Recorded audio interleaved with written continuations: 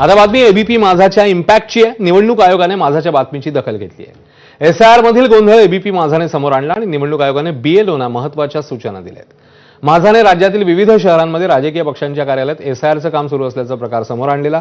त्यानंतर एसआयआरचं काम राजकीय पक्षांच्या कार्यालयात करू नका अशा सूचना राज्य निवडणूक आयोगाने सर्वच बीएलओना दिल्या। राजकीय नेत्यांच्या कार्यालयात कॅम्प आयोजित केला तर गंभीर दखल घेतली जाणार आहे। एसआयआर प्रक्रियेसाठी बीएलओनी प्रत्येक मतदाराच्या घरी किमान एकदा भेट देणं बंधनकारक आहे। राजकीय पक्षाशी संबंधित कोणत्याही व्यक्तीचा एसआयआर प्रक्रियेत हस्तक्षेप होऊ देऊ नये अशा सक्त सूचना आहेत। पुणे, नाशिक, छत्रपती संभाजीनगर अशा अनेक ठिकाणी बीएलओ राजकीय नेत्यांच्या ऑफिसमध्ये बसून एसआयआरचे फॉर्म भरत असल्याचं एबीपी माझाने निदर्शनास आणून दिलं होतं। माझाच्या बातमीनंतर निवडणूक आयोगाने या सक्त सूचना दिल्या आहेत।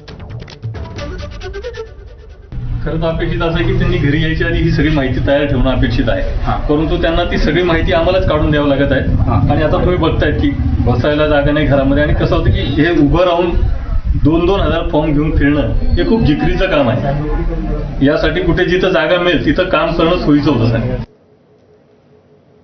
तर राम मंदिरातील देणगी चोरी संदर्भातली एक अपडेट आहे। या प्रकरणाबाबत सर्वोच्च